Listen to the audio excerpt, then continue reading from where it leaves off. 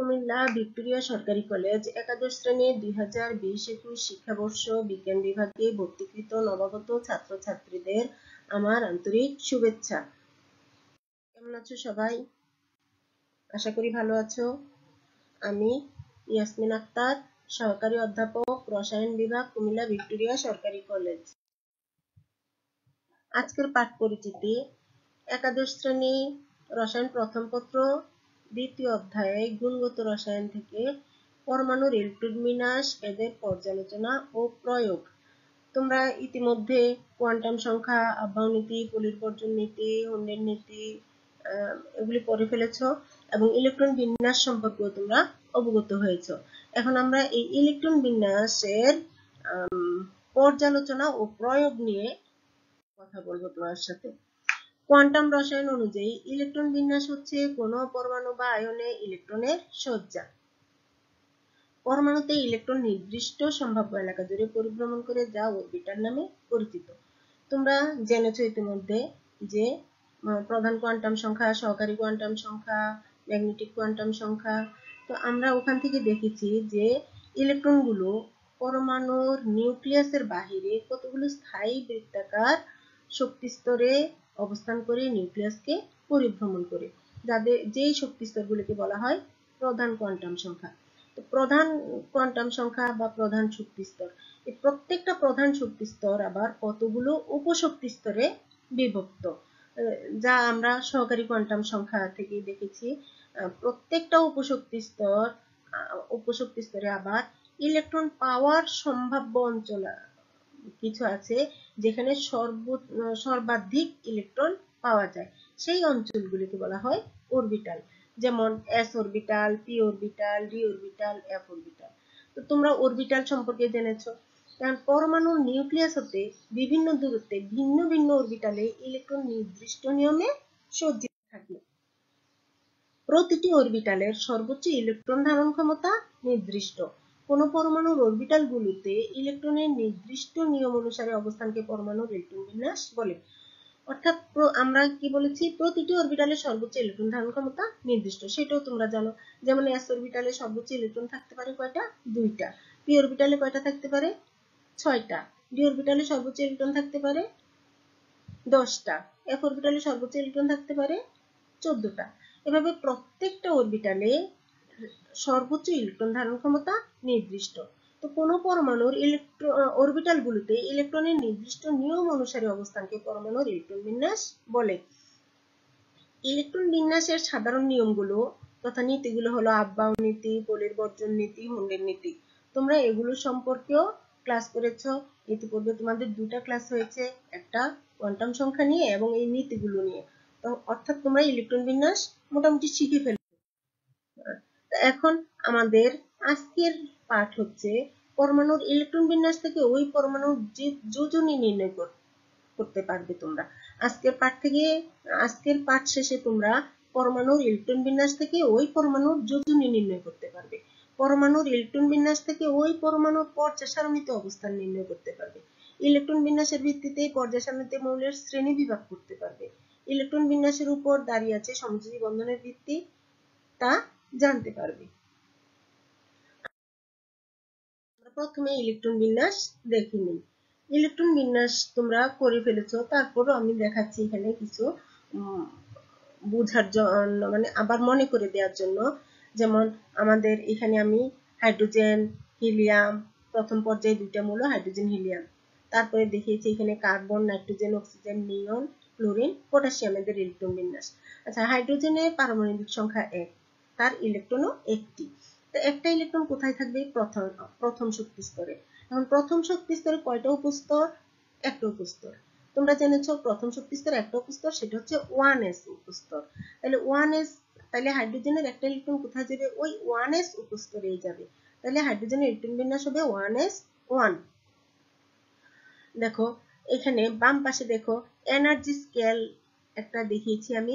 এই এনার্জি স্কেলটা হচ্ছে আববাও নীতি অনুসারে অরবিটালের শক্তির উচ্চ ক্রমানুসারে এখানে সাজিয়েছি।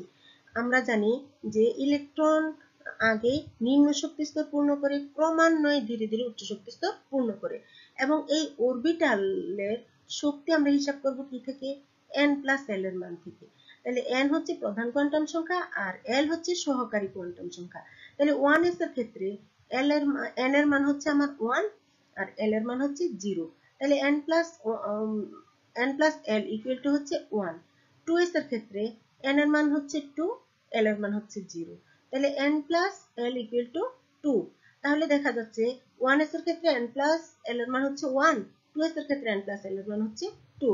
তেমনি 2p এর ক্ষেত্রে n+l এর মান হচ্ছে 2 + 1 = 3। তাহলে দেখা যাচ্ছে যা n+l এর মান যার কম সেটাই নিম্ন শক্তি স্তর, আর n+l এর মান যার বেশি সেটা হচ্ছে উচ্চ শক্তি স্তর। এভাবে 1s এর চাইতে 2s এর শক্তি একটু বেশি, 2s এর থেকে 2p এর শক্তি আরো একটু বেশি। 3s এর ক্ষেত্রে n+l এর মান 3 + 0 = কত, 3। এখন দেখো 2p এর ক্ষেত্রেও n+l এর মান 3, 3s এর ক্ষেত্রেও n+l এর মান 3।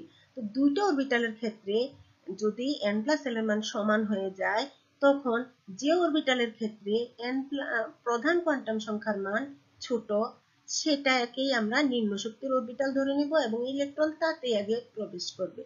তো সেই অনুসারে আমাদের 2p এর মান যদিও 3, 2p এবং 3s এর মান সমান হলেও 2p এর শক্তি হবে কম, 3s এর শক্তি হবে বেশি।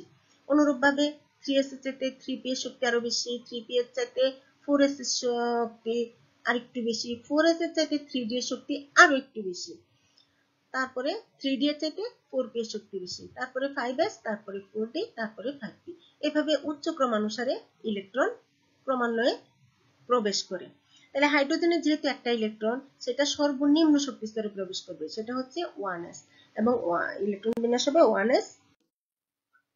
হিলিয়ামের কয়টা ইলেকট্রন, দুইটা ইলেকট্রন। যেহেতু প্রত্যেকটা অরবিটালে ইলেকট্রন ধারণ ক্ষমতা হচ্ছে 2n², একটা সূত্র আছে আমাদের 2n², n এর মান হচ্ছে প্রধান কোয়ান্টাম সংখ্যার মান। হ্যাঁ, তাহলে এর ক্ষেত্রে প্রথম শক্তি স্তরের ক্ষেত্রে n এর মান হচ্ছে 1, তাহলে কি হচ্ছে 2 × 1 এর স্কয়ার। তাহলে প্রথম শক্তি স্তরে সর্বোচ্চ কয়টা ইলেকট্রন থাকতে পারে, দুইটা। অনুরূপভাবে দ্বিতীয় শক্তি স্তরে সর্বোচ্চ কয়টা ইলেকট্রন থাকতে পারবে, 2 × 2 স্কয়ার, অর্থাৎ দ্বিতীয় শক্তি স্তরে সর্বোচ্চ 8টা ইলেকট্রন থাকতে পারবে, তৃতীয় শক্তি স্তরে সর্বোচ্চ 18টা ইলেকট্রন থাকতে পারবে। তাহলে হিলিয়ামের যেহেতু দুইটা ইলেকট্রন আছে এবং প্রথম শক্তি স্তরে সর্বোচ্চ দুইটা ইলেকট্রন থাকতে পারে, এবং সেই দুইটা কোথায় যাবে, 1s এ। 1s অরবিটালও আমার সবচেয়ে বেশি ইলেকট্রন ধারণ ক্ষমতা হচ্ছে 2। তাহলে হিলিয়ামের ইলেকট্রন বিন্যাস হবে 1s2 এবং দুইটা ইলেকট্রনের স্পিন হবে বিপরীতমুখী। একটা যদি ঘড়ির কাঁটার মুখী হয় আর একটা ঘড়ির কাঁটার উল্টো দিকে। তার কারণ হচ্ছে ইলেকট্রনকে কি করে, বিকর্ষণ করে। দুটা যদি একই মুখী স্পিনে ইলেকট্রন প্রবেশ করে, তাদের মধ্যে বিকর্ষণ বেশি হবে। তো বিকর্ষণটা কমানোর জন্য কি হবে, বিপরীত ঘূর্ণির দুইটা ইলেকট্রন একটা অরবিটালে প্রবেশ করে।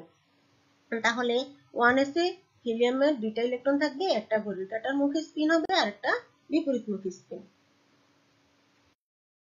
আসো এখন আমরা দেখি কার্বনের ইলেকট্রন বিন্যাস। তাহলে কার্বনের কয়টা ইলেকট্রন আছে, 6টা। তাহলে 6টা ইলেকট্রন হলে আমরা জানি প্রথম শক্তি স্তরে সর্বোচ্চ 2টা ইলেকট্রন থাকতে পারে, আর বাকি 4টা ইলেকট্রন থাকবে দ্বিতীয় শক্তি স্তরে। তো দ্বিতীয় শক্তি স্তরে যদি 4টা ইলেকট্রন থাকে, সেগুলি আবার উপশক্তি স্তরগুলো আবার দ্বিতীয় শক্তি স্তরে উপশক্তি স্তর দুইটা, একটা s একটা p। তাহলে s এ সর্বোচ্চ থাকতে পারে ইলেকট্রন 2টা, p তে থাকতে পারে 8টা, p তে থাকতে পারে 6টা। যেহেতু এখানে টোটাল ইলেকট্রন আছে 4টা, তাহলে দ্বিতীয় শক্তি স্তরে টোটাল ইলেকট্রন আছে 4টা। তাহলে 2টা যাবে s অরবিটালে আর বাকি 2টা যাবে p অরবিটালে। তাহলে দেখো আমরা ইলেকট্রন বিন্যাস করি, 1s2, 2s2, 2p2। এই p অরবিটালের ক্ষেত্রে একটু কথা বলি তোমাদের। দেখো p অরবিটাল আবার আমরা জানি যে 3 ভাগে বিভক্ত, px, py, pz। তোমরা ম্যাগনেটিক কোয়ান্টাম সংখ্যা দেখেছো, চৌম্বক ক্ষেত্রের প্রভাবে অরবিটালের ওরিয়েন্টেশন বা ত্রিমাত্রিক দিক বিন্যাস ঘটে। তাহলে p অরবিটালটা 3 ভাগে বিভক্ত হয়ে যায়, px, py, pz। এবং হার্টজ রুল অনুযায়ী আমরা জেনেছি যে প্রত্যেকটা অরবিটালে ইলেকট্রন সর্বাধিক, প্রত্যেকটা সমশক্তি সম্পন্ন অরবিটালে ইলেকট্রন সর্বাধিক সংখ্যক অযুগ্ম অবস্থায় থাকতে চায়। তো যেহেতু 2p অরবিটালে 2টা ইলেকট্রন আছে এবং 2p অরবিটাল 3 ভাগে বিভক্ত, তাহলে দুইটা ইলেকট্রন দুইটা অরবিটালে যাবে, একটা অরবিটালে কখনোই প্রবেশ করবে না। দুইটা ইলেকট্রন দুইটা অরবিটালে প্রবেশ করবে এবং তাদের স্পিন হবে একই মুখী। তারপর আসো নাইট্রোজেনের ইলেকট্রন বিন্যাস। তাহলে অনুরূপভাবে নাইট্রোজেনের ইলেকট্রন বিন্যাস হবে কি 1s2 2s2 2p3 এবং তিনটা ইলেকট্রন তিনটা পি অরবিটালে যাবে এবং তাদের স্পিন হবে একই মুখী। তারপরে আসো অক্সিজেনের ইলেকট্রন বিন্যাস কি হবে 1s2 2s2 2p4। এখানে দেখো যেহেতু পি অরবিটালে 4টা ইলেকট্রন আছে, তিনটা অরবিটালে আগে 3টা ইলেকট্রন প্রবেশ করেছে, তারপর বিপরীত ঘূর্ণির একটা ইলেকট্রন এসে আবার আরেকটা অরবিটালে প্রবেশ করেছে। এখন আসো নিয়নের ইলেকট্রন বিন্যাস। নিয়নে কয়টা ইলেকট্রন থাকে? 10টা। তাহলে প্রথম শক্তি স্তরে 2টা আর বাকি দ্বিতীয় শক্তি স্তরে সর্বোচ্চ থাকতে পারে ইলেকট্রন 8টা। তাহলে নিয়নের আছে 8 এবং 2, টোটাল 10টা ইলেকট্রন। তাহলে প্রথম শক্তি স্তরে থাকবে 2টা, দ্বিতীয় শক্তি স্তরে থাকবে 8টা। তাহলে ইলেকট্রন বিন্যাস হবে কি 1s2 2s2 2p6 এবং পি অরবিটালে সর্বোচ্চ ইলেকট্রন ধারণ ক্ষমতা 6টায়। তাহলে দেখা যাচ্ছে দেখো নিয়নের ক্ষেত্রে তার দ্বিতীয় শক্তি স্তর পরিপূর্ণ, 8টা ইলেকট্রন আছে। আর হিলিয়ামের ক্ষেত্রে অরবিটাল প্রথম শক্তি স্তর যেহেতু অরবিটাল আছে একটা এবং সেটা হচ্ছে এস অরবিটাল এবং সেইটাও পরিপূর্ণ। যদি ইলেকট্রন এরকম হাইড্রোজেন এবং হিলিয়ামের ক্ষেত্রে আমরা দ্বিত্বপূর্ণ দেখতে পাই, হাইড্রোজেন সবসময় হিলিয়ামের রূপ লাভ করতে চায়, তাহলে হিলিয়ামের ইলেকট্রন বিন্যাসে হিলিয়াম হচ্ছে একটা নিষ্ক্রিয় গ্যাস, নিয়ন হচ্ছে একটা নিষ্ক্রিয় গ্যাস। হিলিয়াম, নিয়ন, আর্গন, ক্রিপ্টন, জ্যানন, রেডন এগুলিকে নিষ্ক্রিয় গ্যাস বলা হয়। তার কারণ কি? এদের যোজ্যতা স্তরে অক্টেট পূর্ণ আছে, হিলিয়ামের দ্বিত্বপূর্ণ আর বাকি নিয়ন, আর্গন, ক্রিপ্টন, জ্যানন, রেডন এদের বাহিরের শক্তি স্তরে 8টা করে ইলেকট্রন আছে। তো পরমাণুর প্রত্যেকটা পরমাণুর চায় তাদের স্থিতিশীল ইলেকট্রন বিন্যাস অর্জন করতে, এবং এই ইলেকট্রন বিন্যাস হচ্ছে বাইরের শক্তি স্তরে ডুপ্লেট এবং অক্টেট পূর্ণ করা। তাহলে ডুপ্লেট এবং অক্টেট যদি পূর্ণ করতে পারে এই ইলেকট্রন বিন্যাসটা যথেষ্ট স্থিতিশীল হয়। তো অনুরূপভাবে হিলিয়াম, নিয়ন, আর্গন, ক্রিপ্টন, জ্যানন, রেডন এদের ইলেকট্রন বিন্যাসটা যথেষ্ট স্থিতিশীল। এই স্থিতিশীল ইলেকট্রন বিন্যাস থাকার কারণে এরা ইলেকট্রন ত্যাগও করতে চায় না, গ্রহণ করতে চায় না, অর্থাৎ এদের জারণ সংখ্যা হয় 0 এবং তাদের যোজনীয় 0। এই জন্য এরা যেহেতু যৌগ গঠন করতে চায় না, ইলেকট্রন ত্যাগ গ্রহণ করতে চায় না, এই জন্য এদেরকে বলা হয় নিষ্ক্রিয় মৌল। আর যেহেতু এরা গ্যাসীয় মৌল এর জন্য এদেরকে বলা হয় নিষ্ক্রিয় গ্যাস। আসো তারপরে দেখি আমরা ক্লোরিনের ইলেকট্রন বিন্যাস। তাহলে এখন দেখো ক্লোরিনের ইলেকট্রন বিন্যাস যদি করি আমরা, ক্লোরিনের 17টা ইলেকট্রন প্রথম শক্তি স্তরে থাকবে 2টা, দ্বিতীয় শক্তি স্তরে 8টা আর তৃতীয় শক্তি স্তরে বাকি 7টা ইলেকট্রন থাকবে। তাহলে এই বিন্যাস কি হবে 1s2 2s2 2p6 3s2 3p5। দেখো এখানে পি অরবিটালে দেখো 5টা ইলেকট্রন আছে, তো 5টা আবার px py pz যদি আমরা ভাগ করে দেখাই, দুটো অরবিটালে আছে জোড়ায় আরেকটা আছে বেজোড়। তাহলে যোজ্যতা স্তরে যদি বেজোড় ইলেকট্রন থাকে তাহলে ওইটাই হচ্ছে ওই মৌলের যোজনী, ওই মৌলের যোজ্যতা নির্দেশ করে। তাইলে দেখা যাচ্ছে যে একটা ইলেকট্রন আছে এখানে, এখন যদি আরো একটা ইলেকট্রন ক্লোরিন গ্রহণ করতে পারে তাহলে ক্লোরিনের পি অরবিটালে 6টা ইলেকট্রন হবে, অর্থাৎ বাহিরের শক্তি স্তর তৃতীয় শক্তি স্তর 3s এবং 3p মিলে টোটাল ইলেকট্রন হবে 8টা এবং প্রত্যেকটা মৌল এই অক্টেট পূর্ণ করতে চায়, তাই ক্লোরিন আরো একটা ইলেকট্রন গ্রহণ করে অক্টেট পূর্ণ করার চেষ্টা করবে। এই অর্থাৎ ইলেকট্রন বিন্যাসের উপরই কিন্তু তার এই যে ইলেকট্রনের প্রতি আকর্ষণ, অর্থাৎ যেহেতু তার আরেকটা ইলেকট্রন সে গ্রহণ করতে পারলে অক্টেট পূর্ণ করতে পারবে, সেই কারণে তার ইলেকট্রনের প্রতি আকর্ষণ অনেক বেশি। এই জন্য একে বলা হয় তড়িৎ ঋণাত্মক মৌল। দেখো এই ধর্মগুলো কিন্তু সবগুলোই কিসের উপর নির্ভর করছে? ইলেকট্রন বিন্যাসের উপর নির্ভর করছে। এই যে নিষ্ক্রিয় গ্যাস এদের ধর্মটাও কিন্তু ইলেকট্রন বিন্যাসের উপর নির্ভর করছে। এই যে ক্লোরিন তড়িৎ ঋণাত্মক মৌল, অর্থাৎ ইলেকট্রনের প্রতি তার আকর্ষণ বেশি, সেটাও তার ইলেকট্রন বিন্যাসের উপরে নির্ভর করছে। এখন আসো ডি ব্লক মৌলের কতগুলো ইলেকট্রন বিন্যাস এখানে দেখিয়েছি। Scandium, titanium, vanadium, chromium, manganese, iron, cobalt, nickel, copper, zinc. এখন দেখো এই মৌলগুলোর সবগুলি হচ্ছে চতুর্থ পর্যায়ের মৌল এবং এইখানে দেখো ইলেকট্রন বিন্যাসগুলির মধ্যে ক্রোমিয়াম এবং কপার আমি লাল কালি দিয়ে দেখিয়েছি। তার একটা কারণ আছে। দেখো, তোমরা আব্বাও নীতি অনুসারে ইলেকট্রন বিন্যাস করেছো, অর্থাৎ নিম্ন শক্তি স্তর আগে ইলেকট্রন পূর্ণ করে তারপর উচ্চ শক্তি স্তরে ইলেকট্রন যায়।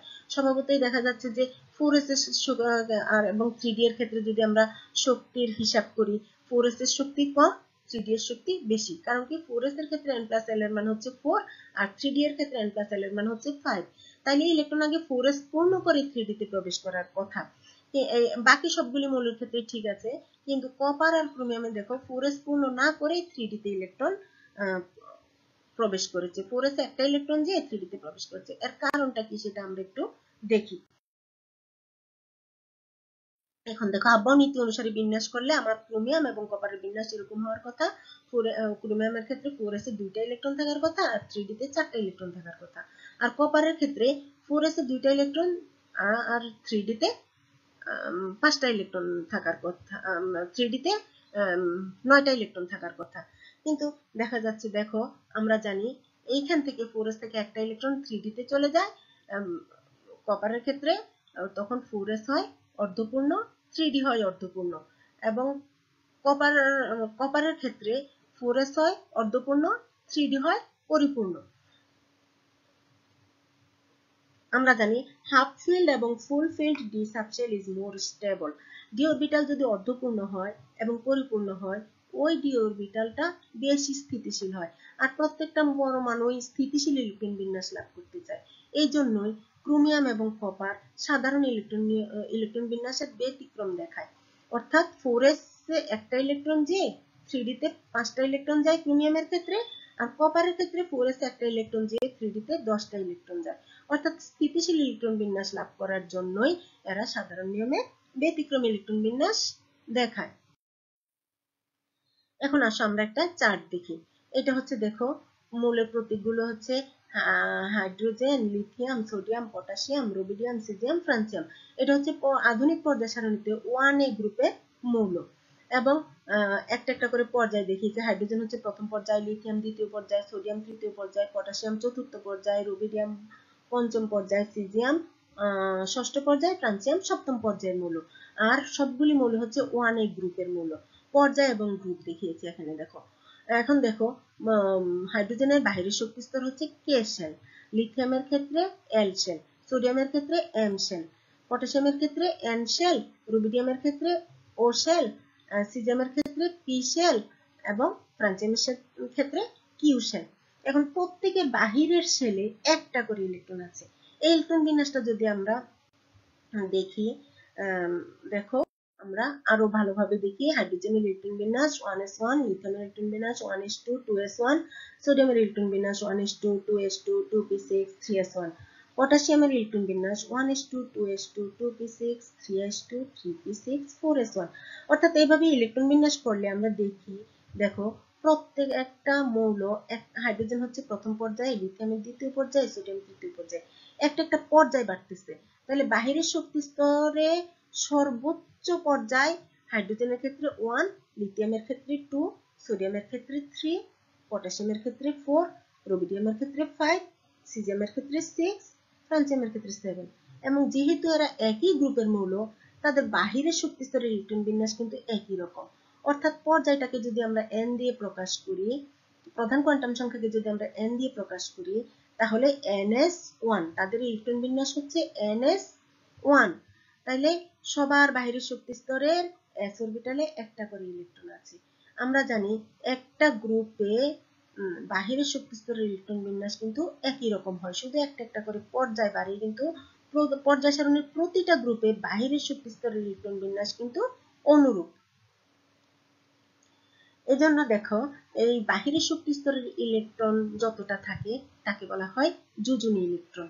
তাহলে দেখো, এদের প্রত্যেকের যোজনী ইলেকট্রন 1, অর্থাৎ তার সর্ববহিস্থ শক্তি স্তরে একটা ইলেকট্রন আছে। এটাই হচ্ছে তাদের যোজনী ইলেকট্রন।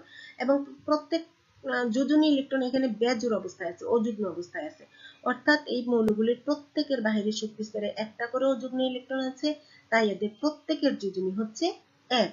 এবং এদের যদি জারণ সংখ্যা আমরা বলি, যেহেতু হাইড্রোজেনের ক্ষেত্রে দেখো হিলিয়ামের রূপ লাভ করার জন্য সেই ইলেকট্রন গ্রহণও করতে পারে, ত্যাগও করতে পারে, আবার শেয়ার করতে পারে। কিন্তু আসলে হাইড্রোজেন ইলেকট্রন নেগেটিভ চার্জ যুক্ত না, হাইড্রোজেন একটা ইলেকট্রন দিয়ে ধনাত্মক আয়নে পরিণত হয়, অথবা হাইড্রোজেন অন্য হাইড্রোজেনের সাথে শেয়ার করে হিলিয়ামের রূপ লাভ করে। আর lithium, sodium, potassium, rubidium, caesium, ফ্রান্সিয়ামের ক্ষেত্রে এরা বাহিরের শক্তি স্তরের ইলেকট্রনটা যদি ছেড়ে দিতে পারে তাহলে তাদের ভিতরে শক্তি স্তর স্থিতিশীল ইলেকট্রন বিন্যাস হয়। লিথিয়ামের ক্ষেত্রে 2s এর ইলেকট্রনটা ছেড়ে দিলে তার হিলিয়ামের রূপ লাভ হয়। সোডিয়ামের ক্ষেত্রে 3s এর ইলেকট্রনটা ছেড়ে দিলে তার নিয়নের রূপ লাভ হয়। পটাশিয়ামের ক্ষেত্রে 4s এর ইলেকট্রনটা ছেড়ে দিলে তার আর্গনের রূপ লাভ হয়। তো নিকটস্থ নিষ্ক্রিয় গ্যাসের ইলেকট্রন বিন্যাস হচ্ছে স্থিতিশীল ইলেকট্রন বিন্যাস। এই স্থিতিশীল ইলেকট্রন বিন্যাস লাভ করার জন্য এই মৌলগুলো প্রত্যেকেই একটা ইলেকট্রন ছেড়ে দিতে চায়। তো এই জন্য এদেরকে বলা হয় তড়িৎ ধনাত্মক মৌল। তাইলে তড়িৎ ধনাত্মকতা কিন্তু ইলেকট্রন বিন্যাসের উপর নির্ভর করছে। এরা যত সহজে ইলেকট্রন ছেড়ে দিতে পারে এদের তড়িৎ ধনাত্মকতা তত বেশি। তাহলে 1a গ্রুপের মৌলগুলো তীব্র তড়িৎ ধনাত্মক। 1s থেকে শুরু করে 2a, 3a, 4a অর্থাৎ পর্যায় সারণীর বাম দিকে থেকে ডান দিকে যদি যাওয়া যায় তাহলে তড়িৎ ধনাত্মক ধর্ম আস্তে আস্তে করে হ্রাস পাইতে থাকে। চতুর্থ পর্যায়ে এসে তড়িৎ ধনাত্মক এবং তড়িৎ ঋণাত্মক দুইটা ধর্মই এদের মধ্যে দেখা যায়। চতুর্থর পরে পঞ্চম, ষষ্ঠ, সপ্তম, দেখো পঞ্চম গ্রুপ থেকে আস্তে আস্তে করে তড়িৎ ঋণাত্মক ধর্ম বাড়তে থাকে। সপ্তম গ্রুপের মৌলগুলি সর্বাপেক্ষা তড়িৎ ঋণাত্মক মৌল, আর শূন্য শ্রেণীর মৌলগুলি তো নিষ্ক্রিয় মৌল। তো এগুলি যে তোমাদেরকে বলছি যে পর্যায় সারণীর বাম দিক থেকে ডান দিকে, তো পর্যায় সারণীর ধারণা নিশ্চয়ই তোমরা 9-10 থেকে একটু পেয়ে এসছো, নিশ্চয়ই বুঝতে পারছো আমি যা বলতে চাচ্ছি। আর যদি বুঝতে না পারো তোমাদের পরবর্তী অধ্যায়ে আবার পর্যায় সারণী আছে, সেখানে তোমাদের ডিটেইল আলোচনা করা হবে। কিন্তু আমি যেহেতু এখানে ইলেকট্রন বিন্যাসের প্রয়োগ এবং পর্যালোচনা নিয়ে আলোচনা করছি তাহলে এগুলি চলেই আসতেছে। তো ইলেকট্রন বিন্যাস আসলে কেমিস্ট্রির খুবই গুরুত্বপূর্ণ জিনিস। পর্যায় সারণীর মূল ভিত্তি হচ্ছে ইলেকট্রন বিন্যাস। তো ইলেকট্রন বিন্যাস বলতে গেলে, ইলেকট্রন বিন্যাসের পর্যালোচনা প্রয়োগ আলোচনা করতে গেলেই তোমার পর্যায় সারণী আসবে, বন্ধন আসবে, এসব কথাগুলি চলে আসবে। তো তোমরা বন্ধন এবং পর্যায় সারণী যদিও আমাদের উচ্চ মাধ্যমিক শ্রেণীতে এখনো পড়ানো হয় নাই, কিন্তু তোমাদের প্রাথমিক ধারণা কিন্তু 9-10 হয়ে গেছে। তোমরা তোমাদের প্রাথমিক ধারণা আছে, আমি আশা করব তোমরা আমার কথাগুলো বুঝতে পারছো। এখন দেখো এই যে প্রতীকগুলো ফ্লোরিন, ক্লোরিন, ব্রোমিন, আয়োডিন, অ্যাসিটিন, এগুলি হচ্ছে 7a গ্রুপের মৌল। এদের বাহিরের শক্তি স্তরের ইলেকট্রন বিন্যাস দেখো, প্রত্যেকের বাহিরের শক্তি স্তরে 7টা করে ইলেকট্রন আছে। ফ্লোরিনের ক্ষেত্রে L, ক্লোরিনের ক্ষেত্রে M, ব্রোমিনের ক্ষেত্রে N শেল, আয়োডিনের ক্ষেত্রে O শেল, অ্যাসিটিনের ক্ষেত্রে P শেল। এদের বাহিরের শক্তি স্তরে 7টা করে ইলেকট্রন আছে। এখন এদের যোজনী ইলেকট্রন কয়টা? 7টা। সর্ববহিস্থ শক্তি স্তরে যতটা ইলেকট্রন আছে তাদেরকে আমরা কি বলবো? যোজনী ইলেকট্রন বলবো। এখন দেখো যোজ্যতা স্তরে অযুগ্ম ইলেকট্রন সংখ্যা এদের প্রত্যেকের একটা, সেটা আমরা কিভাবে দেখব? আমরা যদি ইলেকট্রন বিন্যাস ওভাবে করি, ফ্লোরিনের ক্ষেত্রে 1s2, 2s2, 2p5, ক্লোরিনের ক্ষেত্রে 1s2, 2s2, 2p6, 3s2, 3p5। দেখো প্রত্যেকের বাহিরের শক্তি স্তরে ইলেকট্রন কিন্তু কয়টা? 7টা। অর্থাৎ s অরবিটালে 2টা, p অরবিটালে 5টা। অর্থাৎ তাদের বাহিরের শক্তি স্তরের, একটু আগে আমি বলেছি একই গ্রুপের মৌলগুলির সর্ববহিস্থ শক্তি স্তরের ইলেকট্রন বিন্যাস একই রূপ, শুধু একটা একটা করে পর্যায় বৃদ্ধি পায়। তাহলে আমরা যদি পর্যায়কে n দিয়ে প্রকাশ করি, অর্থাৎ প্রধান কোয়ান্টাম সংখ্যাকে n দিয়ে প্রকাশ করি, তাহলে তাদের বাহিরের শক্তি স্তরের ইলেকট্রন বিন্যাস হচ্ছে ns2 np5। এখন এই p অরবিটালের 5টা ইলেকট্রন যদি আমরা বিন্যাস করে দেখাই, px, py, pz ভাগ করে, তাহলে দেখতে পাই প্রত্যেকের বাহিরের শক্তি স্তরে একটা করে বেজোর ইলেকট্রন আছে। তাহলে এই বেজোর ইলেকট্রন যতটা, সেটাই হচ্ছে তার যোজনী এবং সেটা ততটা সে সমযোজী বন্ধন করতে পারে। যোজ্যতা স্তরে যতটা অযুগ্ম ইলেকট্রন থাকে ওই মৌল ততটা সমযোজী বন্ধন করতে পারে। তাহলে দেখো সমযোজী বন্ধনও কিন্তু তার ইলেকট্রন বিন্যাসের উপর নির্ভরশীল এবং যোজনীয় ইলেকট্রন বিন্যাসের উপর নির্ভরশীল এবং জারণ সংখ্যা ইলেকট্রন বিন্যাসের উপর নির্ভরশীল। এখন দেখো ফ্লোরিন, ক্লোরিন, ব্রোমিন, আয়োডিন, অ্যাসিটিন, এদের বাহিরের শক্তি স্তরে 7টা ইলেকট্রন আছে। এরা যদি আরেকটা ইলেকট্রন লাভ করতে পারে তাহলে এরা নিষ্ক্রিয় গ্যাসের ইলেকট্রন বিন্যাস অর্জন করতে পারবে, তাদের নিকটস্থ নিষ্ক্রিয় গ্যাসের ইলেকট্রন বিন্যাস অর্জন করতে পারবে। তখন দেখা যায় তাদের ইলেকট্রনের প্রতি আকর্ষণ বেশি। অর্থাৎ এরা বাহিরের শক্তি স্তরে যদি একটা ইলেকট্রন যোগ করে একক ঋণাত্মক আয়নে পরিণত হয়, একটা ইলেকট্রন গ্রহণ করে ঋণাত্মক আয়নে পরিণত হতে পারে, তাহলে তারা নিষ্ক্রিয় গ্যাসের ইলেকট্রন বিন্যাস অর্জন করতে পারবে। যেহেতু তারা একটা ইলেকট্রন গ্রহণ করতে চেষ্টা করবে এবং করবে, এই জন্য এদের জারণ সংখ্যা হচ্ছে -1। 1 শ্রেণীর মৌলগুলো ইলেকট্রন ত্যাগ করে ধনাত্মক আয়নে পরিণত হয়, এদের জারণ সংখ্যা +1। 7A গ্রুপের মৌলগুলো একটা ইলেকট্রন গ্রহণ করে নিঃসরণ ইলেকট্রন বিন্যাস অর্জন করে, অর্থাৎ এদের জারণ সংখ্যা হচ্ছে -1। তারপরে এখানে আরেকটি কথা আছে, দেখো ক্লোরিন, ব্রোমিন, আয়োডিন, অ্যাসিটেন এই মৌলগুলির বাহিরের শক্তি স্তরে ডি অরবিটাল আছে। ফ্লোরিনের ক্ষেত্রে কিন্তু ডি অরবিটালের অস্তিত্ব নাই, কারণ কি দ্বিতীয় শক্তি স্তরে দুইটাই অরবিটাল, এস অরবিটাল এবং পি অরবিটাল। কিন্তু ক্লোরিন, ব্রোমিন, আয়োডিন, অ্যাসিটেন এই মৌলগুলির ক্ষেত্রে যেহেতু তৃতীয় শক্তি স্তর, চতুর্থ শক্তি স্তর, পঞ্চম শক্তি স্তর, ষষ্ঠ শক্তি স্তর, এই প্রত্যেকটা শক্তি স্তরে কিন্তু ডি অরবিটালের অস্তিত্ব আছে। তৃতীয় শক্তি স্তরে 3টা অরবিটাল এস পি ডি, চতুর্থ শক্তি স্তরে 4টা orbital S P D F. তাহলে এদের সবার ক্ষেত্রে কিন্তু ডি অরবিটাল আছে। তো ডি অরবিটালটা এখনো ফাঁকা, ইলেকট্রন কম থাকার কারণে ডি অরবিটালে ইলেকট্রন প্রবেশ করে নাই।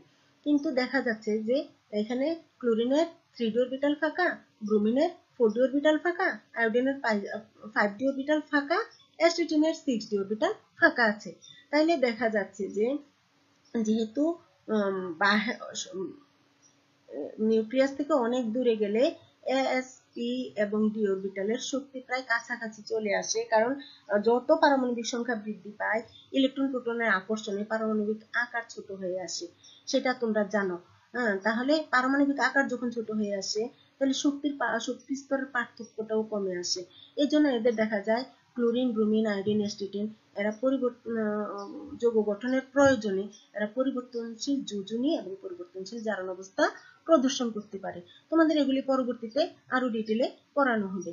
তো এখন দেখো আন্তঃহ্যালোজেন যৌগ যখন গঠন করে, তাহলে ফ্লোরিন দেখো, ফ্লোরিন আয়োডিনের সাথে ডাইআয়োডো, ফ্লোরিনের সাথে ডাইফ্লোরো আয়োডাইড বা এরকম যৌগ গঠন করতে পারে। ফ্লোরিনের সাথে আয়োডিন পরিবর্তনশীল জারণ অবস্থা এবং পরিবর্তনশীল যোজনী প্রদর্শন করতে পারে। এরা দেখা যায় আন্তঃহ্যালোজেন যৌগ গঠন করে যখন, বা অন্যান্য যৌগ গঠনের ক্ষেত্রেও, যেমন তোমাদের এক্ষুনি আমার উদাহরণটা মনে আসতেছে না, কিন্তু যাক তোমাদের পরবর্তীতে তোমাদের পড়ানো হবে, যখন বন্ধন অধ্যায় পড়ানো হবে, পর্যায় সারণী পড়ানো হবে, প্রত্যেকটা গ্রুপকে আলাদা আলাদা ভাবে পড়ানো হবে, তখন দেখবে যে ফ্লোরিন ব্যতীত হ্যালোজেন গ্রুপের অন্যান্য মৌলগুলি পরিবর্তনশীল জারণ অবস্থা এবং পরিবর্তনশীল যোজনী প্রদর্শন করতে পারে। তা কি জন্য?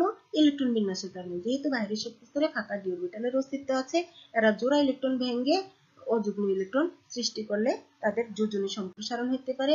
আর যেহেতু বাহিরের শক্তি স্তরের শক্তির পার্থক্যটা খুব কম, তখন তারা পরিবর্তনশীল জারণ অবস্থা প্রদর্শন করতে পারে। এখন দেখো এস ব্লক মৌল, পি ব্লক মৌল, ডি ব্লক মৌল, এফ ব্লক মৌল।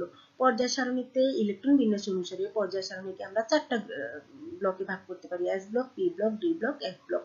তাহলে সর্বশেষ কোনো মৌলের ইলেকট্রন বিন্যাস করলে সর্বশেষ ইলেকট্রনটা যদি এস অরবিটালে যায় তাদেরকে এস ব্লক মৌল বলে। এস ব্লক মৌলে যেহেতু সর্বোচ্চ 2টা ইলেকট্রন থাকতে পারে, তাহলে এস ব্লক মৌলের ইলেকট্রন বিন্যাস হবে NS1 থেকে NS2। সর্বশেষ ইলেকট্রন যদি পি অরবিটালে যায় তাদেরকে পি ব্লক মৌল বলে। যেহেতু পি অরবিটালে সর্বোচ্চ 6টা ইলেকট্রন থাকতে পারে, তাহলে তাদের ইলেকট্রন বিন্যাস হবে NP1 থেকে NP6। সর্বশেষ ইলেকট্রনটা যদি ডি অরবিটালে যায় তাদেরকে ডি ব্লক মৌল বলে, এবং ডি অরবিটালে যেহেতু 10টা ইলেকট্রন থাকতে পারে, তাহলে তাদের ইলেকট্রন বিন্যাস হবে D1 থেকে D10। এফ ব্লক মৌলসমূহ সর্বশেষ ইলেকট্রনটি যদি এফ অরবিটালে যায় তাদেরকে বলা হয় এফ ব্লক মৌল, এবং এফ ব্লক মৌলের ইলেকট্রন থাকতে পারে 14টা। তাহলে এফ অরবিটালে যেহেতু 14টা ইলেকট্রন থাকতে পারে, তাহলে F1 থেকে F14 পর্যন্ত এদের ইলেকট্রন বিন্যাস হয়ে থাকে। আর 4f এ যদি ইলেকট্রন প্রবেশ করে, 4f1 থেকে যদি 14 হয় ইলেকট্রন বিন্যাস, তাহলে সেটা হবে ল্যান্থানাইট শ্রেণী। আর 5f এ যদি ইলেকট্রন যায়, অর্থাৎ 5f এ যদি 1 থেকে 14টা ইলেকট্রন থাকে, তাহলে ওই মৌলগুলিকে বলা হয় অ্যাক্টিনাইট। এই যে যোজনী ইলেকট্রন দেখো, গ্রুপে যোজনী হচ্ছে যোজনী ইলেকট্রন যতটা আধুনিক পর্যায় সারণী অনুযায়ী ওই গ্রুপে তার নির্দেশ। দেখো একটা যদি যোজ্যতা ইলেকট্রন থাকে তাহলে 1 এর গ্রুপে, তো 2টা যোজ্যতা ইলেকট্রন থাকলে 2 এর গ্রুপে। এখানে যোজনী ইলেকট্রনকে লাল ডট চিহ্ন দিয়ে দেখিয়েছি, এবং নিচে দেখো ইলেকট্রন বিন্যাস, সর্ববহিস্থ শক্তি স্তরে ইলেকট্রন বিন্যাস দেখিয়েছি। আমি আগেই বলেছি সর্ববহিস্থ শক্তি স্তরে যতটা ইলেকট্রন থাকে ওইগুলি হচ্ছে তাদের যোজনী ইলেকট্রন, আর যোজ্যতা স্তরে যতটা বেজোড় ইলেকট্রন থাকে কোন মৌল ততটা সমযোজী বন্ধন করতে পারে। অর্থাৎ ইলেকট্রন বিন্যাসের উপর মৌলের ধর্ম নির্ভর করে। এখন দেখো আমরা যদি সমযোজী বন্ধনের প্রাথমিক ধারণা তোমরা 19 পেয়ে এসেছো, অধাতব পরমাণুর যোজনী ইলেকট্রন শেয়ার করার মাধ্যমে যে বন্ধন হয় তাকে সমযোজী বন্ধন বলে। তাহলে অধাতব পরমাণু কারা সেটাও তোমরা নিশ্চয়ই জেনেছো। ধাতব ধর্ম, অধাতব ধর্ম তোমরা পড়ে এসছো 19-এ। তারপর তোমাদের আরো ভালোভাবে পর্যায় সারণীতে ভালোভাবে বোঝানো হবে। তারপর আমি এখানে একটু আলোচনা করে নিচ্ছি। দেখো হাইড্রোজেন কিন্তু অধাতু। তাহলে হাইড্রোজেন আমি একটু আগে বলেছি পর্যায় সারণীর বাম দিকে হচ্ছে ধাতু, বাম দিক থেকে ডান দিকে গেলে আস্তে আস্তে করে ধাতব ধর্ম হ্রাস পায়, অধাতব ধর্ম বৃদ্ধি পায়। চতুর্থ পর্যায়ের মৌলগুলির মোটামুটি ধাতু অধাতুর ধর্ম মিক্স আছে। তারপরে পঞ্চম, ষষ্ঠ, সপ্তম পর্যায়ের মৌলগুলো অধাতু। এবং পর্যায় সারণীতে সবগুলি আসলে ইলেকট্রন বিন্যাসের উপর ধাতব ধর্ম এবং অধাতব ধর্ম নির্ভর করে। পর্যায় সারণীতে ধাতু, অধাতু, উপধাতু এগুলি আলাদা আলাদা কালার দিয়ে দেখানো হয়েছে। পর্যায় সারণী যখন পড়াবো তখন তোমাদেরকে এগুলি ডিটেলে আলোচনা করা হবে। এখন দেখো হাইড্রোজেন একটা অধাতু। তাহলে হাইড্রোজেন যদি অধাতু হয় তার ইলেকট্রন হচ্ছে একটা, সেটা কোথায় আছে 1s1। তাহলে হাইড্রোজেনের নিকটস্থ নিষ্ক্রিয় গ্যাস কি হিলিয়াম। তাহলে হিলিয়ামের কয়টা ইলেকট্রন আছে 2টা। তাহলে হাইড্রোজেন চাইবো যে হিলিয়ামের ইলেকট্রন বিন্যাস অর্জন করতে। তাহলে 2টা হাইড্রোজেন পরমাণু যদি কাছাকাছি আসে তখন তারা নিজেদের ইলেকট্রন পরস্পরের সাথে শেয়ার করে এই যে হিলিয়ামের রূপ লাভ করে। তখন যেহেতু 2টা হাইড্রোজেন একটা একটা করে ইলেকট্রন শেয়ার করে দ্বিত্ব পূর্ণ করেছে ইলেকট্রনের, তাহলে হাইড্রোজেন হচ্ছে হাইড্রোজেনের সমযোজী বন্ধন হবে একটা। এরকম দেখো অক্সিজেনের ইলেকট্রন বিন্যাস যদি আমরা করি, অক্সিজেনের যৌগিক স্তরে পি অরবিটালে 2টা ইলেকট্রন বেজোড় আছে, তাইলে 2টা সমযোজী বন্ধন করতে পারবে। তাহলে অক্সিজেন দেখো আরেকটা অক্সিজেনের সাথে বন্ধন গঠন করলে 2টা সমযোজী বন্ধন করে। আবার যদি হাইড্রোজেনের সাথে বন্ধন গঠন করে, হাইড্রোজেন সমযোজী বন্ধন করতে পারবে একটা, কিন্তু অক্সিজেনের যেহেতু 2টা বেজোড় ইলেকট্রন আছে তাহলে 2টা সমযোজী বন্ধন করতে পারবে। এই জন্য একটা অক্সিজেন পরমাণু 2টা হাইড্রোজেনের সাথে যুক্ত হয়ে পানির অণু গঠন করে।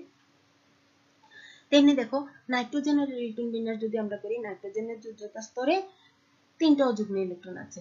তাহলে নাইট্রোজেনের 3টা বেজোড় ইলেকট্রন থাকার কারণে নাইট্রোজেন 3টা সমযোজী বন্ধন করতে পারে। তাহলে নাইট্রোজেন যদি নাইট্রোজেনের সাথে বন্ধন গঠন করে তাহলে নাইট্রোজেন নাইট্রোজেন ত্রিবন্ধন হয়। আর নাইট্রোজেন যদি হাইড্রোজেনের সাথে বন্ধন গঠন করে তাহলে NH3 হয়। অর্থাৎ 3টা হাইড্রোজেনের সাথে একটা নাইট্রোজেন 3টা সমযোজী বন্ধন করে। তাহলে দেখা যায় নাইট্রোজেনের যোজ্যতা স্তরে 3টা অযুগ্ম ইলেকট্রন থাকার কারণে নাইট্রোজেন সমযোজী বন্ধন করতে পারে 3টা। এখানে দেখো এটা হচ্ছে গোল আকৃতি দিয়ে আমি অরবিটাল দেখিয়েছি। অরবিটালের আসলে সমযোজী বন্ধন আসলে অরবিটালের ওভারল্যাপিং, সেগুলি তোমরা আরো ডিটেলে পড়বে সামনে। সিগমা বন্ধন, পাই বন্ধন এগুলি আরো আসবে এখানে। যদি এস অরবিটালের সাথে এস অরবিটালের যদি বন্ধন হয় তখন হয় সিগমা বন্ধন। এস অরবিটালের সাথে পি অরবিটালের মুখোমুখি বন্ধন হইলে হয় সিগমা বন্ধন, পাশাপাশি হইলে হয় এস অরবিটালের সাথে পি অরবিটালের সব বন্ধনই সিগমা বন্ধন হয়। পি অরবিটালের সাথে পি অরবিটালের পাশাপাশি পাই বন্ধন হয়। এগুলি তোমাদের মাথায় এখন ঢুকে যাচ্ছে নিশ্চয়ই, পি সিগমা বন্ধন কি, পাই বন্ধন কি। এগুলি আসলে বলছি ইলেকট্রন বিন্যাসের সাথে সম্পৃক্ত, সেজন্য একটু চলে আসছে। তবে সিগমা বন্ধন, পাই বন্ধন তোমাদের এখানে আমি আলোচনা করব না, কারণ এগুলির জন্য আলাদা একটা ক্লাস লাগবে। এটা আগামী পর্যায়ে কখনো যখন রাসায়নিক বন্ধন পড়ানো হবে তখন তোমরা সিগমা বন্ধন, পাই বন্ধন ভালোভাবে জানতে পারবে। এখন শুধু তোমার ইলেকট্রন বিন্যাসের গুরুত্বটা জানাতে এসে এখানে বলতে হচ্ছে যে ইলেকট্রন বিন্যাসের উপর মৌলের বন্ধন নির্ভর করছে। তারপর আসে দেখো আয়নিক বন্ধন। তাহলে আয়নিক বন্ধনও কিন্তু ইলেকট্রন বিন্যাসের উপরে নির্ভরশীল। দেখো সোডিয়ামের বাইরের শক্তি স্তরে একটা ইলেকট্রন আছে, তাহলে সোডিয়াম একটা ইলেকট্রন ছেড়ে দিয়ে যেহেতু নিয়নের রূপ লাভ করতে চায়, তাহলে সোডিয়াম একটা ইলেকট্রন ছেড়ে দিয়ে সোডিয়াম ধনাত্মক আয়নে পরিণত হয়। আর ফ্লোরিন যেহেতু 7টা ইলেকট্রন আছে বাইরের শক্তি স্তরে, একটা ইলেকট্রন গ্রহণ করে তার নিকটস্থ নিষ্ক্রিয় গ্যাসের ইলেকট্রন বিন্যাস অর্জন করে। তখন ফ্লোরিন যেহেতু ইলেকট্রন গ্রহণ করে, তাহলে ফ্লোরিন ইলেকট্রন গ্রহণ করে ঋণাত্মক চার্জ যুক্ত হয়। তাহলে দুইটা মূল আয়ন যখন কাছাকাছি আসে ধনাত্মক এবং ঋণাত্মক, তখন তাদের মধ্যে স্থির বৈদ্যুতিক আকর্ষণের মাধ্যমে আয়নিক বন্ধন তৈরি হয়। অর্থাৎ দেখো এই আয়নিক বন্ধন কিন্তু ইলেকট্রন বিন্যাসের উপরে নির্ভরশীল। অনুরূপভাবে ধাতব বন্ধন যদি দেখো, সেটাও কিন্তু ইলেকট্রন বিন্যাসের উপর নির্ভরশীল। আমরা অনেক বন্ধন আছে, বন্ধন অধ্যায় পর্ব আমরা অনেক কিছু আছে। আসলে ইলেকট্রন বিন্যাস বলতে গেলে সবকিছুই চলে আসে। হাইড্রোজেন বন্ধন আছে, পোলার যৌগ আছে, অপোলার যৌগ আছে, এগুলি সবগুলি আসলে ইলেকট্রন বিন্যাসের উপর নির্ভরশীল। এগুলি পরবর্তীতে তোমার সাথে আরো আলোচনা করা হবে। দেখো ইলেকট্রন বিন্যাস থেকে আমরা কি করতে পারি, ইলেকট্রন বিন্যাস থেকে পর্যায় নির্ণয় করতে পারি আমরা। পর্যায় সারণীতে মৌলের অবস্থান নির্ণয় করতে হলে আমার কি নির্ণয় করতে হবে? পর্যায় সারণীতে মৌলের পর্যায় নির্ণয় করতে হবে এবং গ্রুপ নির্ণয় করতে হবে। তাহলে ইলেকট্রন বিন্যাস থেকে পর্যায় কিভাবে নির্ণয় করা হয় সেটা আগে দেখি। পরমাণুর ইলেকট্রন বিন্যাসে সর্ববহিস্থ সর্বোচ্চ প্রধান কোয়ান্টাম সংখ্যা মৌলের পর্যায় নির্দেশ করে। যেমন সোডিয়ামের 11টা electron 1s2, 2s2, 2p6, 3s1। কপারের কয়টা ইলেকট্রন? 29টা। তাহলে 1s2, 2s2, 2p6, 3s2, 3p6, 3d3, 4s2, 4p6। তাহলে দেখো এদের সর্বোচ্চ প্রধান কোয়ান্টাম সংখ্যা কি? সোডিয়ামের ক্ষেত্রে সর্বোচ্চ প্রধান কোয়ান্টাম সংখ্যা হচ্ছে 3, কপার এবং ব্রোমিনের ক্ষেত্রে সর্বোচ্চ প্রধান কোয়ান্টাম সংখ্যা 4। তাই এদের পর্যায় সারণীতে সোডিয়াম তৃতীয় পর্যায়ের মৌল, কপার চতুর্থ পর্যায়ের মৌল। এখন আর সব পর্যায়ে আমরা নির্ণয় করতে পারলাম সর্বোচ্চ প্রধান কোয়ান্টাম সংখ্যা, অর্থাৎ কোন মৌলে ইলেকট্রন বিন্যাস করলে ইলেকট্রনটা সর্বশেষ ইলেকট্রনটা যে সর্বোচ্চ প্রধান কোয়ান্টাম সংখ্যায় প্রবেশ করে সেই সর্বোচ্চ প্রধান কোয়ান্টাম সংখ্যা থেকে আমরা পর্যায় নির্ণয় করব। তাহলে পর্যায় সারণীতে কয়টা পর্যায় আছে? 7টা। তাহলে যে সর্বোচ্চ প্রধান কোয়ান্টাম সংখ্যা দেখে আমরা কোন পর্যায়ে মৌলটা আছে সেটা আমরা নির্ণয় করতে পারবো। এখন গ্রুপ নির্ণয় করতে হলে আমার দেখো কি লাগবে, আমার যে এস সহকারী কোয়ান্টাম সংখ্যা এবং ম্যাগনেটিক কোয়ান্টাম সংখ্যা আমাদের প্রয়োজন হয়ে যাচ্ছে। এখন দেখো সহকারী কোয়ান্টাম সংখ্যা কি?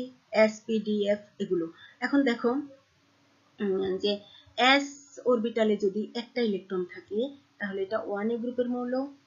এস অরবিটালে যদি দুইটা ইলেকট্রন থাকে 2A গ্রুপের মৌল।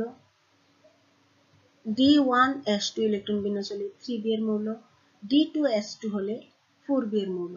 আচ্ছা, এখানে একটু কথা বলি তোমাদের। ডিটা আগে লিখেছি কারণ হচ্ছে আমাদের ইলেকট্রন বিন্যাস হয় ns এবং n-1d। কারণ কি? ইলেকট্রন সর্ববহিস্থ s অরবিটাল পূর্ণ করে তার পূর্বের কারণ ডি অরবিটালে যেমন আমি যদি উদাহরণ দেখাই এখানে স্ক্যান্ডিয়ামের ক্ষেত্রে দেখো 4s2 নিচে উদাহরণ আছে, দেখো 4s2 পূর্ণ করে ইলেকট্রন কোথায় প্রবেশ করেছে? 3d তে প্রবেশ করেছে। তাহলে এটা হবে ns, n যদি আমি কোয়ান্টাম সংখ্যাকে যদি প্রধান কোয়ান্টাম সংখ্যাকে যদি আমি n দিয়ে প্রকাশ করি তাহলে ইলেকট্রন বিন্যাসটা হবে ns2 n-1d। অনুরূপভাবে দেখো ns2 n-1d2 যদি হয় তাহলে 4b এর মৌল, ns2 n-1d3 যদি হয় তাহলে 5b এর মৌল, ns2 n-d4 যদি হয় তাহলে এটা হবে 6b গ্রুপের মৌল, ns2 n-1d5 যদি হয় তাহলে এটা হবে 6b গ্রুপের মৌল। অর্থাৎ সর্ববহিস্থ শক্তি স্তরের ইলেকট্রন বিন্যাস যদি আমরা সঠিকভাবে করতে পারি তাহলে আমরা গ্রুপ নির্ণয় করতে পারবো। এই যে চার্ট অনুযায়ী দেখে আমরা গ্রুপ নির্ণয় করতে পারবো। এখানে দেখো পরমাণুর সর্ববহিস্থ ইলেকট্রনীয় কাঠামোটা দেওয়া আছে, আধুনিক পর্যায় সারণীতে গ্রুপ দেওয়া আছে, সর্বাধুনিক পর্যায় সারণীতে গ্রুপ দেওয়া আছে। আচ্ছা, সর্বাধুনিক পর্যায় সারণীতে গ্রুপ নির্ণয় করার আরেকটা সহজ পদ্ধতি দেখো। বাহিরের শক্তি স্তরে s অরবিটালে একটা ইলেকট্রন থাকলে সেটা হচ্ছে 1 নাম্বার গ্রুপ, s অরবিটালে দুইটা ইলেকট্রন থাকলে 2 নাম্বার গ্রুপ। এখন d1s2 অর্থাৎ টোটাল ইলেকট্রন কয়টা? 3টা ইলেকট্রন দেখলে আমরা দেখতে পাই তৃতীয় গ্রুপের মৌল, 3 নাম্বার গ্রুপের মৌল। ডি এবং এস এর গ্রুপ এখানে যোগ করলে d2s2 কত হয়? ইলেকট্রন কয়টা? 4টা। তাহলে 4 নাম্বার গ্রুপের মৌল। d3s2 যখন হবে তাহলে 3 এ 2 কত? 5, তাহলে 5 নাম্বার গ্রুপের মৌল। d4s2 যখন হবে তাহলে 4 + 2 কত হয়? 6, তাহলে 6 নাম্বার গ্রুপের মৌল। অর্থাৎ বাহিরের ইলেকট্রন সংখ্যা দেখে আমরা যোজনী ইলেকট্রন দেখে এবং বাহিরের এই সূত্র দেখে আমরা বলে দিতে পারবো যে এটা কি আধুনিক পর্যায় সারণীতে তার গ্রুপ কত এবং সর্বাধুনিক পর্যায় সারণীতে গ্রুপ কত। আধুনিক পর্যায় সারণীতে এখানে একটা কথা আছে দেখো, ns2 n-1d6 থেকে ns2 n-1d8 পর্যন্ত 3টা মৌল, অর্থাৎ d6 d7 d8 এই 3টা মৌলকে অষ্টম গ্রুপে স্থান দেওয়া হয়েছে। কিন্তু সর্বাধুনিক পর্যায় সারণীতে এ এবং বি উপশ্রেণী না থাকার কারণে 1 থেকে 18 পর্যন্ত 18টা গ্রুপে ভাগ করা হয়েছে।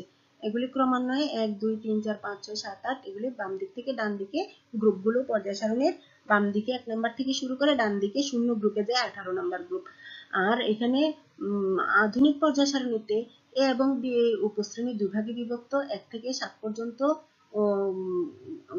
গ্রুপগুলো এ এবং বি উপশ্রেণীতে বিভক্ত, অষ্টম গ্রুপে 3টা মৌল এবং একটা শূন্য শ্রেণী আছে।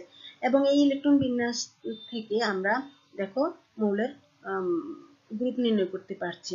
যেমন পটাশিয়ামের ইলেকট্রন বিন্যাস, এদের নিচে উদাহরণ দেখো। এগুলি সবগুলি চতুর্থ পর্যায়ের মৌল, কারণ কি দেখো ইলেকট্রন বিন্যাস করলে আমরা দেখি সর্বোচ্চ প্রধান কোয়ান্টাম সংখ্যা হচ্ছে 4। পটাশিয়ামের ক্ষেত্রে 4s1, তাহলে সর্বোচ্চ কোয়ান্টাম সংখ্যা 4। ক্যালসিয়ামের ক্ষেত্রে 4s2, সর্বোচ্চ কোয়ান্টাম সংখ্যা 4। স্ক্যান্ডিয়াম ক্ষেত্রে 3s1 4s2, সর্বোচ্চ কোয়ান্টাম সংখ্যা 4। অর্থাৎ এই মৌলগুলো সবগুলোই চতুর্থ পর্যায়ের মৌল। আর এদের গ্রুপ হচ্ছে s অরবিটালে একটা ইলেকট্রন থাকলে 1 এবং 1 গ্রুপে, আর সর্বাধুনিক পর্যায় সারণী অনুযায়ী 1 নম্বর গ্রুপে s এ 2টা ইলেকট্রন থাকলে 2a, এবং সর্বাধুনিক পর্যায় সারণী অনুযায়ী দ্বিতীয় গ্রুপ 2 নম্বর গ্রুপের মৌল। স্ক্যান্ডিয়ামের ক্ষেত্রে 4s2 d1। তাইলে আধুনিক পর্যায় সারণী অনুযায়ী 3b শ্রেণীর মৌল এবং সর্বাধুনিক পর্যায় সারণী অনুযায়ী 3 নম্বর গ্রুপের মৌল। এখন দেখো আরেকটু কথা বলি এখানে। s অরবিটালে ইলেকট্রন গেলে তাদেরকে বলা হয় s ব্লক মৌল, p অরবিটালে ইলেকট্রন প্রবেশ করলে তাদেরকে বলা হয় p ব্লক মৌল, এবং d অরবিটালে ইলেকট্রন প্রবেশ করলে তাদেরকে বলা হয় d ব্লক মৌল। এখানে আমি 3টা কালার দিয়ে দেখিয়েছি, s block, p block, d block মৌল। আর যদি f অরবিটালে ইলেকট্রন প্রবেশ করে 4f এ যায় তাহলে ল্যান্থানাইট গ্রুপের মৌল, আর 5f এ ইলেকট্রন প্রবেশ করলে অ্যাক্টিনাইট গ্রুপের মৌল।